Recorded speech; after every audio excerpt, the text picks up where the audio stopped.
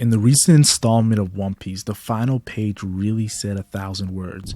From Law losing to Blackbeard, yes, Marshall D. Teach, and not being on the final page, to of course Eustace Kid losing to Red Hair Shanks, and of course him not being on there as well. And we know Blackbeard's on there, and of course Shanks is on there. And speaking of Shanks, this whole video is revolved around him. And why is Buggy, Blackbeard, and Luffy all laughing in this final page, and he has a straight face? Is it foreshadowing of some sort to his death maybe? Which I've been saying for years since I've been making One Piece content, to the tears of Shanks fans all over the world. Even though I'm a huge Shanks fan, I still must admit he has major death flags throughout the story, especially with Oda finally connecting Luffy, Nika, Joy Boy ties to of course his role model who gave him the straw hat and his Zelford ability. All I'm saying is this is about to get very crazy and very bad for Shanks in the Final Saga. In the beginning of One Piece, yes, the first ever chapter, Shanks says anchors can't swim, which makes sense because of course Roger. But think about this. Luffy says who cares and punches. His punch will be strong as pistols. What great futuristic vision that Luffy had, because he was not lying. And mind you, before he ate that Delver ability, this is all before he ate the Delver ability, and knowing how he has the Delver fruit that Shanks gave him is super poetic. Joy Boy is here, the first ever pirate. Shanks was so upset Luffy ate that mythical Zoan fruit that belonged to Joy Boy, and now I'm starting to think either he was going to eat it or didn't want Luffy to hold the burden that was of course left behind by Joy Boy. Before I continue, people say Oda was not thinking this far ahead when it comes to first starting One Piece, but I will say this, Buggy admitted early on Shanks baffled him, so we know as a character there's more than meets the eye, and anything's possible. Shanks is very complex when it comes to his motivations and his character in general. And when of course Luffy officially becomes a pirate with a bounty poster, Shanks says, "So you're here, Luffy." Yeah, it's basic excitement for a kid that Shanks seen the potential in, but it's also like Shanks was waiting for Joy Boy to officially start his journey. Even I must admit, Shanks losing an arm makes not that much sense, but I will say this, knowing what he is now and the power he has, yeah, it is crazy to think about it, but I still love how Oda still tried to rationalize it later on, especially when the Yonko and World's Strongest Man asked what enemy he lost it to. Shanks says he bet it on the New Age, making me think Shanks believes Roger is waiting for Luffy rather than himself, which is crazy seeing how far Shanks went up the ladder in the pirate world. And I do want to say this, Shanks definitely rose up to crazy levels. 4 billion berry bounty, Yonko, like he is the most recent Yonko. 6 years ago he became it, and even using a Roger named attack, but still he knows it's not himself, it's Luffy. We even see a flashback of Shanks running to Rayleigh telling him that some kid said the exact same thing as Roger, that kid being Luffy of course, and Rayleigh remembers this when Luffy of course gets to Sabaody right before the time skip. Ichiro Oda even went as far as to show Shanks meeting Ace, the actual son of the pirate king Gold D. Roger, and of course Shanks is captain, and yet Shanks didn't believe he would be Joy Boy. Yes, he's excited because that's Joy Boy's brother. Shanks picking up the straw hat at the Marineford War, and of course ending the war, is very, how to say this, tied to Joy Boy, because Joy Boy was supposed to end the actual war since the Void Century. So I thought that was very poetic that Oda did a lot of narratives in this Marineford War arc. And I love how Shanks tells Luffy at, of course, Ace and Whitebeard's funeral, "Don't be afraid to cry, Luffy." And it makes me think how Joy Boy is oozing emotions, laughing. And I will say this, bring also emotions to the people, the Sun God Nika, known as Sun God Nika. So I definitely feel like Shanks knows Luffy's role wasn't to be like, of course, Roger and Ace. No. He wanted Luffy to be something bigger. And knowing what we know now, the pirate he wants to talk about to, of course, the Gorosei members who are now major parts of the Egghead Island arc has to be Luffy because of Wano and them finding out that Luffy had the Nika Delford ability. And also, if it was Blackbeard, I think Oda would just have Shanks say, "I want to talk about Blackbeard," because he already did it with Whitebeard.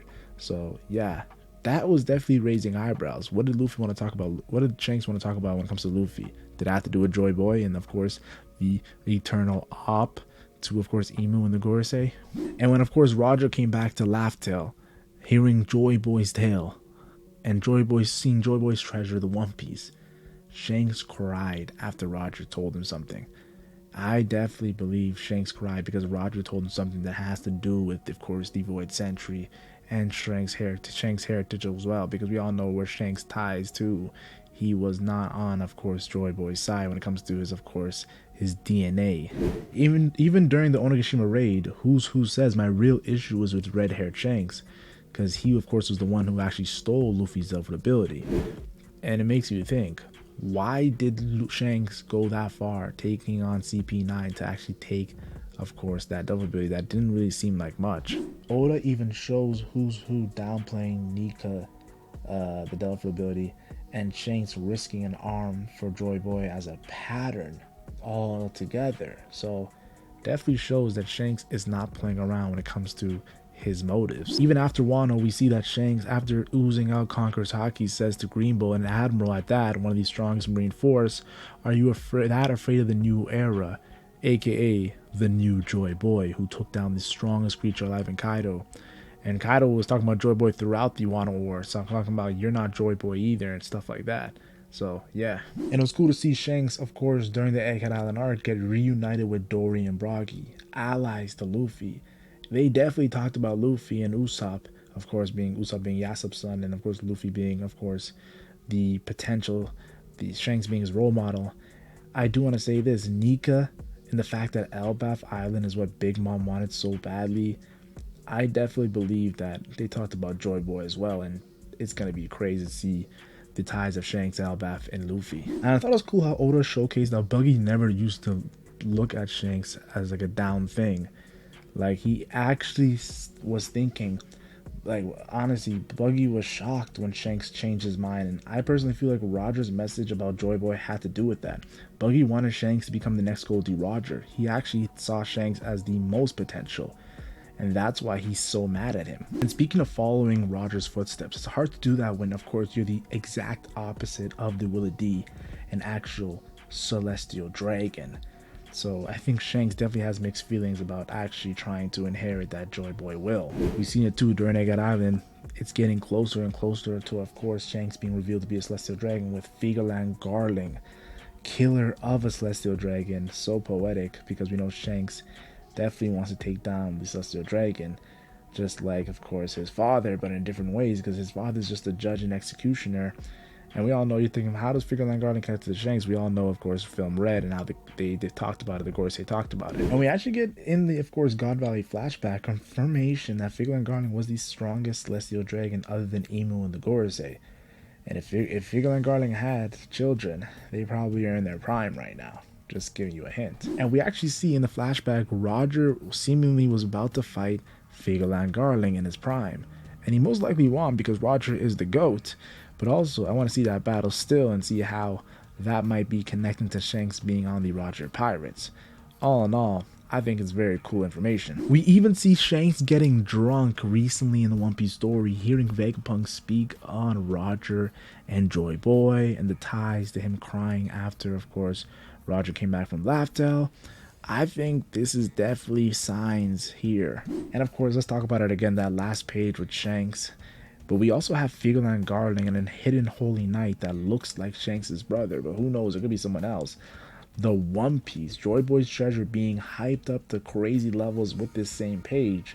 Yeah, I definitely feel like the games we've been playing for the last, like, nearly a decade when it comes to YouTube and One Piece theories and speculations are about to be over soon. Shanks in his younger days was rolling with Buggy and clashing with Blackbeard.